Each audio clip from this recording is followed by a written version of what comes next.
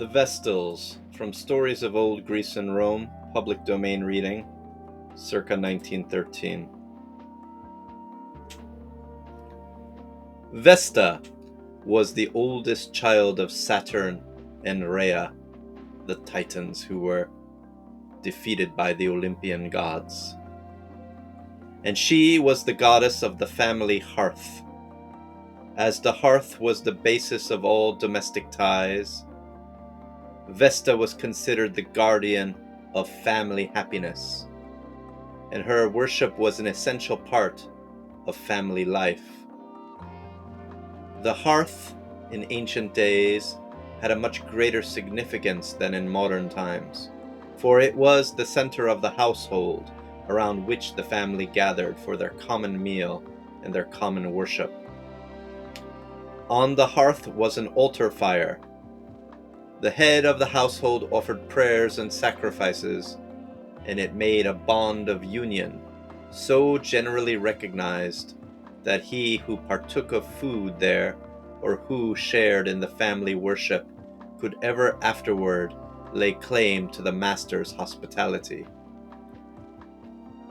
If a suppliant was seeking protection from any form of danger, it was to a man's hearth that he came as a sure place of refuge.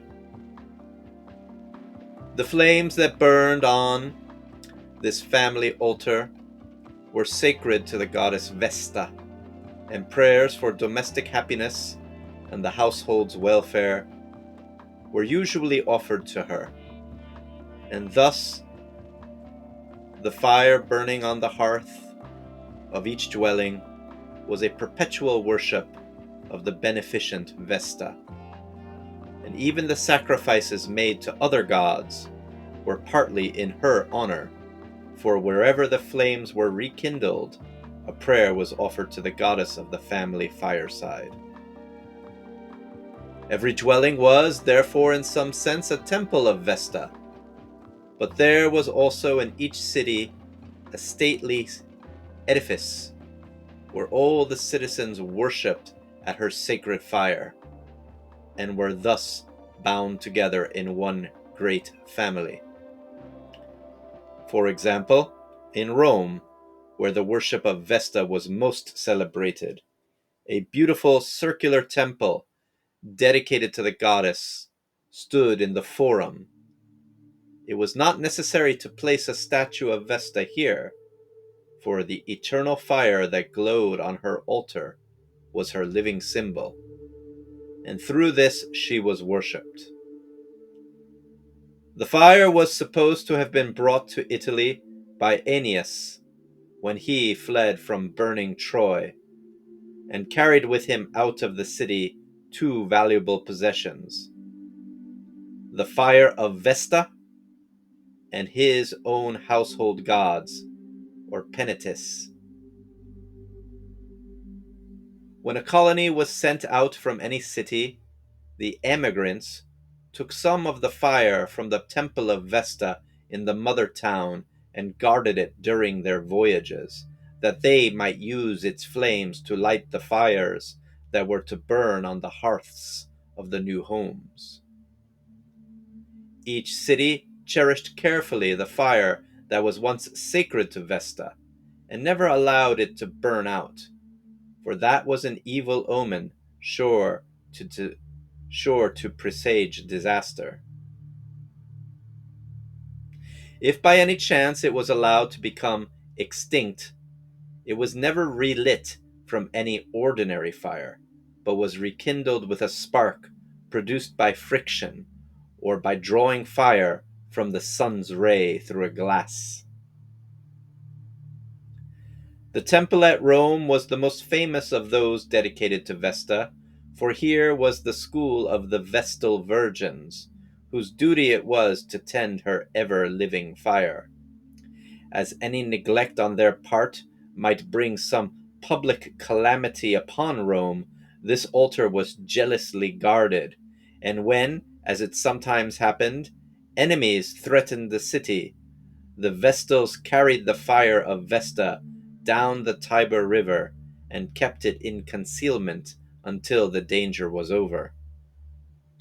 Since so much depended on the watchfulness and fidelities of the Vestals, the office of priestess to the temple was held in high honor, and the maidens were chosen from the noblest of families of Rome. They entered the service at the very youthful age of 6 and spent 30 years in the temple. The first 10 years were devoted to learning their important duties. The next decade was the period for filling the office of priestess and performing all the solemn rites that belong to the worship of Vesta. The last 10 years were given to instructing new novices of Vesta. When the 30 years of service were over, the Vestals could continue in the temple or leave it and marry if they desired. But so holy were the virgins thought to become through their long residence in the temple that it was held as a sort of sacrilege for any man to marry them. And therefore the priestesses usually died as they had lived, in the service of the goddess. The chief duty of the Vestals was to watch, in turns by night and day, the sacred fire of Vesta, and to see that the flames never grew dim.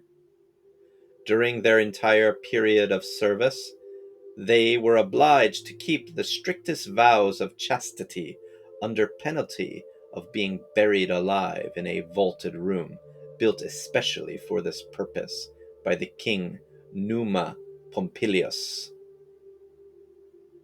The Vestals were, however, so true to all the vows made at the great altar fire, that in 1,000 years only 18 had failed in their promises and thus suffered punishment of being buried alive. The story is told that the Vestal Tucia was accused of having broken her vow, but was able to prove her purity by being given the miraculous power to carry water in a sieve from the Tiber to the temple. Though the restrictions placed upon the Vestals were severe, and the rules of their order were pitilessly enforced, yet the privileges that they enjoyed were such as to raise them in dignity above the other women of Rome. They were entirely released from all parental authority. They had conspicuous places at the theatres and the gladiatorial shows, and they occupied seats of honor at all public festivals.